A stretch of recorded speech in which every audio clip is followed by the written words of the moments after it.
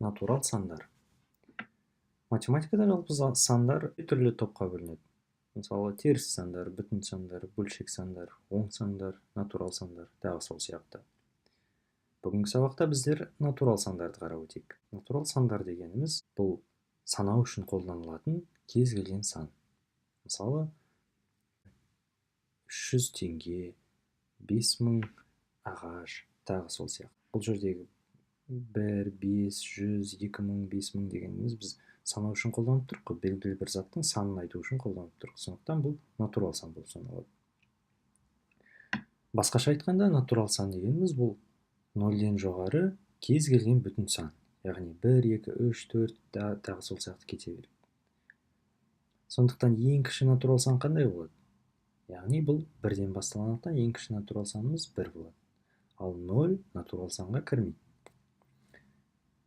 Бірақ ең үлкен натурал сан ол белгісіз, өйткені сандар шексіз үлкейіп кете береді. Енді осы натурал сандарды біріншіден қалай оқылатынын қарап өтейік. Яғни, мысалы, мынандай сан берілсін бізде. Бұл санды біздер қалай оқимыз? 123. Әр санның разряды болады. Бұл жерде біздер мына 3 дегеніміз бұл бірліктер разряды, 2 дегеніміз ол ондықтар разряды, және 1 дегеніміз бұл жүздіктер разряды болады.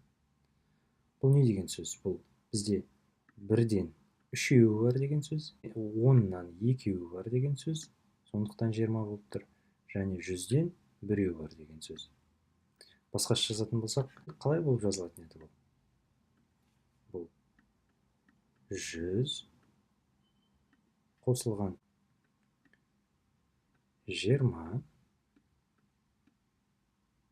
2 көбейтілген 10 деп жазайық. Және 3 көбейтілген 1 деп жазайық. 3. Яғни міне, мына жерге 100-дің алдына 1 қояйық, бәрі бірдей болу үшін. Міне бізде 1 жүздік бар, 2 ондық бар, және 3 бірлік бар. Сондықтан осы жерден шығады. Бірлік, ондық және жүздік. Ал енді бұдан бізде үлкенірек сан берілсінші. Санымыз мынандай сан болсын. 1, 2, 3, 4, 5, 9 болсын. Бұл санды қалай оқимыз? Бұл санды оқыған кезде біз 123.459 деп оқимыз. Бұл жерде бізде бірлік разрядымыз қайсысы? Ең соңғы санымыз бұл әрқашан бірлік разряды болады. Одан кейінгі санымыз бұл ондық разряды болады. Және одан кейінгі санымыз бұл жүздік разряды болады. Бұл жерде бізде 9 бірлік, 5 ондық және 4 жүздік бар екен. Ал мына разрядтар қандай болады? Ары қарай осылай үлкейіп кете береді. Мына жердегіміз бізде 100 болған болса, келесі разрядымыз 1000 болады. Тағы да 1 0 қосыламыз. Бұл мыңдықтар разряды болады. Одан кейінгісі 10 мыңдық разряды болады. Бізде 2 10 мыңдық бар екен.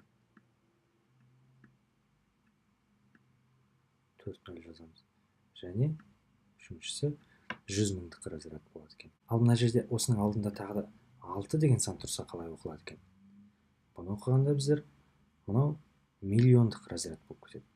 Сондықтан бұл 6.123.459. Егер басында сіздерге сандарды оқу қиын болып жатса, артынан санай отырып 3-3-тен бөліп алыңыз. Міне 1, 2, 3, 3 таңбаны бөліп алдық, үтір салып қоямыз. 1, 2, 3 үтір салып қоямыз. Бұл өзімізге оқуды жеңілдету үшін.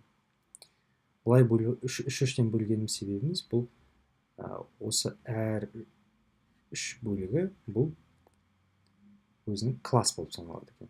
Мынау бірліктер классы болады, 459. Мынау мыңдықтар классы болады. Сондықтан біз ал мынау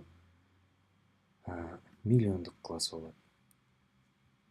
Сондықтан біз оқыған кезде 6.123.459 деп оқимыз.